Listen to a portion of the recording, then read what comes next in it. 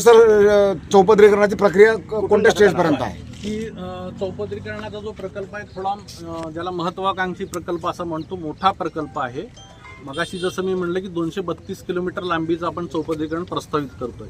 आता जेव्हा हे प्रस्ताव जातात हे सगळे, तर ते अगदी दिल्लीपर्यंत टॉप ह्याच्यापर्यंत जातात. आणि आजकालची जी प्रक्रिया आहे त्याच्यामध्ये सर तो रावेर मार्गे आहे का सगळ्याला टच करतो. एकेकाचं उत्तर देतो. मला फक्त एक प्रश्न द्या, एकाचं उत्तर देतो. समाधान झालं तर पुढे जाऊ. तर चौपदरीकरणाचा प्रकल्प जेव्हा घेतला जातो तर त्या प्रकल्पाला कुठल्या तरी स्कीम मध्ये अंतर्भूत होणं आवश्यक आहे. हा प्रकल्प त्या आमच्या ज्या वेगवेगळ्या स्कीम आहेत त्याच्यामध्ये अंतर्भूत करण्याकरता मंत्री महोदयांनी मीटिंग पण घेतलेल्या आहेत, सूचना दिल्या आहेत. तो एकदा अंतर्भूत त्या प्रकल्पामध्ये समाविष्ट झाला की मग पुढची आपली भूसंपादन आणि ही प्रक्रिया सुरू होईल. त्याच्यामध्ये आता दुसरा मुद्दा तुमचा जो आहे की रावेरकडला झालेला नाही, एवढं सांगायचं ना आपल्याला. डीपीआर झालेला नाही, फक्त एवढं सांगून मोकळे होऊन समजतं आम्हाला सगळ्यांना. आमचं म्हणणं तेच आहे ना, मुद्द्यावर आहे ना.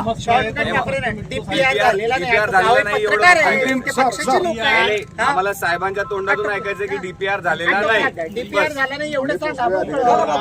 काम कसं असतं की डीपीआर असं आम्हाला आश्वासन दिली जातं म्हणून आम्ही तुम्हाला विचारतोय साहेब डीपीआर झाला आहे का? काम चालू आहे, झालेला नाही. चर्चा सुरू आहे. झालेलं म्हणजे तो प्रकल्प संपल्यानंतर डीपीआर संपतो. साहेब तो सबमिट होणं पण गरजेचं आहे. अरे च्या तुम्ही एकदा खात्रीलायक झालाच नाही. डीपीआरची जी टप्पे आहेत त्याच्यामध्ये भूसंपादन प्रक्रिया जी आर आला होता माझ्याकडे, आता तुम्हाला कॉपी मी दाखवू शकतो. तो फायनल अगदी म्हणजे मार्ग पण दाखवून मोकळे झाले होते. तो खरा आहे का खोटा आहे? खरा खोटा असं काही नसतं. मग कसं आहे, मग ते असं असते? सांगा ना, तुम्ही सांगा कुठून खरा खोटा असा प्रकार नसतो. खरा खरा खोटा हा प्रकार बघायचं का तुम्हाला त्याची कॉपी? माझं बोलणं होऊ द्या साहेब. तुम्ही गॅझेट पब्लिश झालं होतं.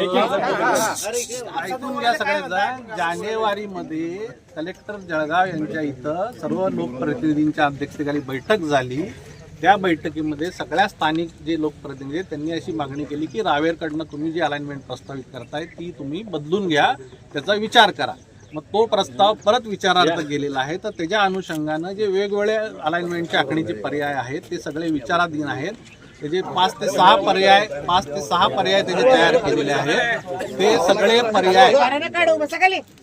पर्याय मंजुरी करता परत एकदा जातात. PMO लेवलला त्याची आखणी होती आणि ती आखणी झाल्यानंतर जो पर्याय फायनल होईल तो पुन्हा एकदा जाहीर करायचा. बरं साहेब, आता एक मिनिट सर्व शांत राहा.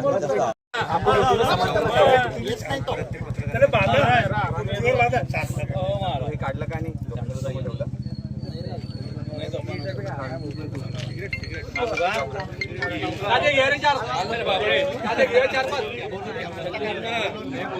विकी 4-5 गादे घेऊन हा माझ्या 4-5 गादे घेऊन तो तुम्ही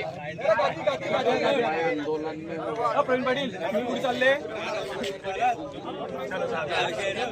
मागे मार्चला मंजूर आणि कोणत्या मार्चला? मार्च 22ला 23ला त्याची रस्ता तयार करण्याची डेडलाईन कुठपर्यंत होती? त्याची पहिली डेडलाईन डिसेंबरची होती ना आपली.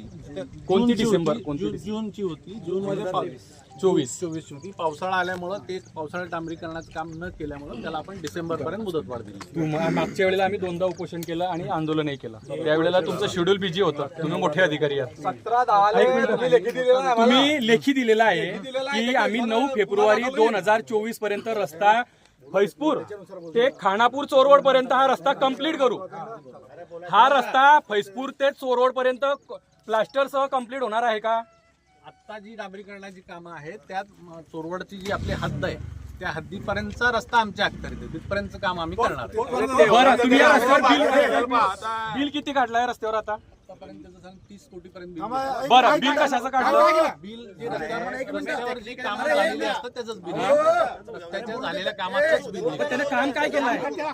तळोद्यापासून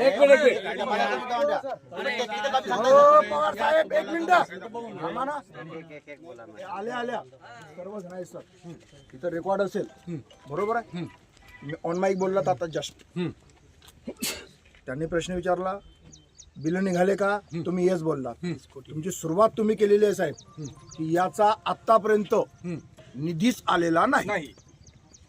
लिसन टू मी, ऐका ऐका ऐका. शाब्दिक खेळ करू नाही शाब्दिक खेळ नाहीये. एक मिनिट, रेकॉर्डिंग केलेली आहे ना, एक मिनिट बघा, यांचा हा खेळ आहे. एक मिनिट सामानाव साहेब, तेच बोलतो, तेच ड्रॉपिंग केले ना, कारण हे आम्ही भोगून चुकलोय ना. एक मिनिट, एक विचार, तुम्ही काय बोललात?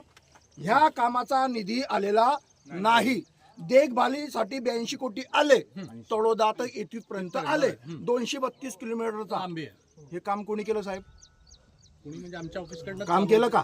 हो, मग कुठल्या पैशातून केलं? ह्याच 82 कोटीचा मग निधी जर निधीच आलेला नाहीये, जर निधीच आलेला नाही, मी बोलला साहेब, मी नाही बोलत आहे. असं बोलले नव्हते ते. एक मिनिट. सुरुवातीला बोलले, एक मिनिट पूर्ण सांगतो. साहेब काय बोलले, जेव्हा हा स्टेट हायवे होता, त्यानंतर हा वर्गीकरण झालं नॅशनल हायवे मध्ये, NHAI कडे हा आला, तेव्हा निधी नव्हता. त्यानंतर पाठपुरावा केला, एस्टिमेट बनवलं आणि मग निधी ऐका असं जरा, गायकवाड गैरसमज साहेब, करू नका. दररोज बातम्या छापतो आम्ही. काय बोलतात ते सोडा. एक मिनिट, तुम्ही काय बोललात?